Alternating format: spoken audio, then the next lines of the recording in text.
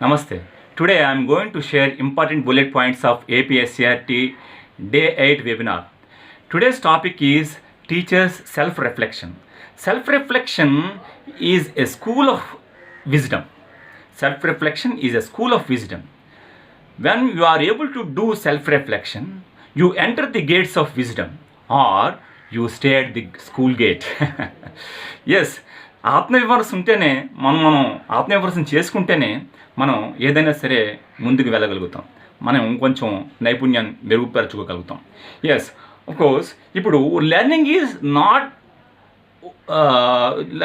What the students are do in your school, but not only the students are there to learn in the school, the teacher is too. Learning అనేటువంటిది టీచర్కి మాత్రమే కాదు. School అంటే టీచర్కి కూడా నిరంతర అభ్యాసి, ఉపాధ్యాయుడు నిరంతర అభ్యాసి. అభ్యసనం, అధ్యయనం, అధ్యాపనం ప్యారలల్గా జరుగుతూ ఉండాలి. సో స్టూడెంట్ 5వ తరగతి పాస్ అయిన తర్వాత ఇంకో క్లాస్కి వెళ్ళిపోతాడు, టీచర్ మాత్రం అక్కడే ఉంటాడు. సో ఇక్కడ teacher's diary is very very important. Teacher's diary is nothing but a collection of experiences and recognizing the strengths and weaknesses and solutions and innovations, whatever it is. So రకరకాల భావాలను మనం అందులో పొందుపరచడానికి, మన అనుభవాల్ని అందులో నింపుకోవడానికి ఉన్నటువంటి మంచి కరదీపిక teachers diary. So to become a refined person, to become better version in yourself, you must embrace criticism and feedback and everything. So మన తప్పును మనం తెలుసుకోగలిగినప్పుడే మనం సరైనటువంటి ముందుకి వెళ్ళగలుగుతాం. సో ఇందులో మనకి టీచర్స్ డైరీలో ప్రధానంగా చూడండి, ఒక మోడల్ మీకు పెడుతున్నాం. Self assessment check list.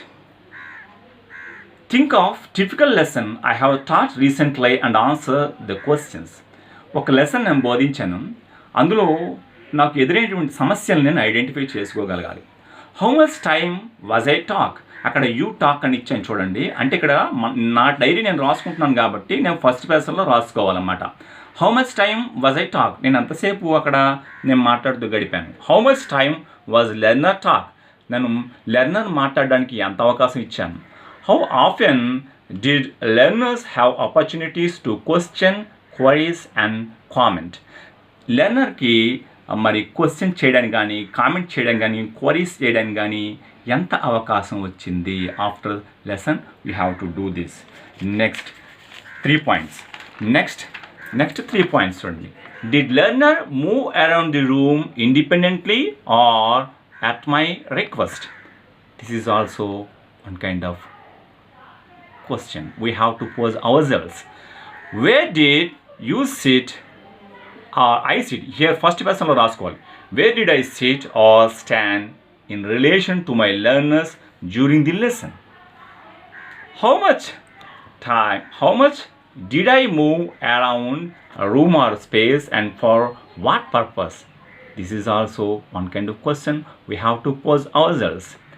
Next, see, how many learners did I address by name? This is also one kind of reflection. How much individual time did I spend with learners needing help? ఏ విద్యార్థులు అవసరం అనుకుంటే ఆ అవసరాన్ని నేను తీర్చడానికి వారి చుట్టూ move అయ్యానా లేదా. Did you ask them individually or small groups. Did you అంటే కాదు ఇక్కడ, డిడ్ ఐ, ఎందుకంటే ఫస్ట్ పర్సన్లో రాసుకున్నాను. డైరీ మనం కూడా రాసుకుంటున్నాం కాబట్టి did I ask the individually or small groups to undertake independent work practice either in or after the session. నేను చేశానా లేదా అది కూడా మనం క్వశ్చన్ చేసుకోవాలి. Next which of the following teaching strategies I use. చూడండి, హోల్ క్లాస్ యాక్టివిటీ చేశానా లేదా, స్మాల్ గ్రూప్ యాక్టివిటీ చేశానా, yes or no. Pair work conduct చేశానా, yes or no. Individual work చేశానా, ఎస్ ఆర్ నో. మనం ఆ రోజు చేసినటువంటిది మనం అక్కడ రాసుకోవాలి. Next, what resources or teaching aids did I use? ఎటువంటి రిసోర్స్ నేను యూజ్ చేశాను, ఎటువంటి టీచింగ్ ఎయిడ్స్ నేను యూజ్ చేశాను అని ఇక్కడ రాసుకోవాలి టీచర్ డైరీలో. Authentic materials, how did it support learning? నేను ఉపయోగించినటువంటి ఈ మెటీరియల్ కానీ ఈ స్ట్రాటజీ కానీ ఏ విధంగా సపోర్ట్ చేసింది అనేటువంటిది అక్కడ రాసుకోవాలి. సో ఇక్కడ మనకి ఈ ఆథెంటిక్ మెటీరియల్స్ చాలా ఉన్నాయి చూడండి. ఏ విధంగా సపోర్ట్ చేస్తాయంటే, మరి టెక్స్ట్ బుక్ సపోర్ట్ చేసిందా, మరి మనం ఫ్లాష్ కార్డ్స్ యూజ్ చేస్తాం కొన్ని సందర్భాల్లో, అలాగే మరి కొన్ని సందర్భాల్లో వర్క్షీట్స్ యూజ్ చేస్తాం, ఫ్లాష్ కార్డ్స్ యూజ్ చేస్తాం, కొంతమంది పవర్ పాయింట్ యూజ్ చేస్తారు. వీటి వల్ల ఏమైనా ప్రయోజనం ఉందా, ఎంతవరకు ప్రయోజనం ఉంది, అది కూడా మనం అక్కడ రాసుకోవాలి, నోట్ చేసుకోవాలి. అది చేసుకుంటే మనకి నెక్స్ట్ తర్వాత అది ఒక మోడల్గా ఉపయోగపడుతుంది. అది సక్సెస్ అయ్యామనుకోండి, అది మనకి ఇంకోరికి చెప్పడానికి పనికి వస్తుంది. So it is very very important. ఈ 11 పాయింట్స్ కూడా మనం టీచర్స్ డైరీలో రాసుకుంటే చాలా మన ఎంతవరకు సాధించాను అనేది తెలుస్తుంది. నెక్స్ట్, అలాగే రిఫ్లెక్షన్ ఆఫ్టర్ అసెస్మెంట్. మనం ఒక అసెస్మెంట్ చేశాను, దాంట్లో ఎటువంటి ఫలితం నేను సాధించగలిగాను, విద్యార్థులకి అది దగ్గరగా చేరువయ్యిందా, దానివల్ల విద్యార్థులు ప్రయోజనం పొందారా? చూడండి క్వశ్చన్స్ ఏ విధంగా తయారు చేసుకున్నాండి. Do my assessments reflect student learning or just task completion and memorisation skills? నా టాస్క్ కంప్లీషన్ చేయడానికి మాత్రమే ఉపయోగపడ్డాయా, మెమొరైజేషన్కి ఉపయోగపడ్డాయా, అది కూడా మనం అసెస్ చేసుకోవాలి. Do all students benefit from their learning method? Who does and who does not? Why? ఎవరు చేశారు, ఎవరు చేయలేకపోయారు, ఎందుచేత నా అసెస్మెంట్ని కంప్లీట్గా వాళ్ళు రీచ్ కాలేకపోయారు, ఎందుకు వాళ్ళు సక్సెస్ కాలేకపోయారు అనేది కూడా మనం క్వశ్చన్ చేసుకోవాలి. అప్పుడు మనకు సొల్యూషన్ కూడా దొరుకుతుంది. నెక్స్ట్, అసెస్మెంట్లో why did I choose this method or topic to cover the topic? Why did I choose this method? ఈ స్ట్రాటజీ ఎందుకు నేను ఫాలో అయ్యాను ఈ టాపిక్ కవర్ చేయడానికి? How can I know my students are learning? What new strategies can I try later on that might benefit a student that I am struggling with? ఈరోజు నేను ఈ కొన్ని ప్రాబ్లమ్స్ ఫేస్ చేశాను, ఆ problems face చేయడం వల్ల ఏమో వీడు రీచ్ కాలేకపోయాడు, కాబట్టి ఇంకా ఎంత బాగా చేస్తే వాడు మనం అనుకున్నటువంటి లక్ష్యాల్ని చేరుకుంటాడు అనేదాన్ని మనం ప్రశ్న మన మీద మనం వేసుకోవాలి. నెక్స్ట్, ఇదే కాకుండా సమ్ మోర్ గ్రిడ్ మెథడ్స్ ఇచ్చారు టీచర్ డైరీ. చాలామంది ఇలా రాసుకుంటే బాగుంటుంది, ఇంకో స్ట్రాటజీ ఒక్కొక్కరిది వాడి టీచర్కి ఉన్నటువంటి సౌలభ్యం బట్టి వారు ఆ తరహాలో డైరీ రాసుకోవాలన్నమాట. ఇక్కడ చూడండి, మనం గ్రిడ్స్ వేసుకుంటాం.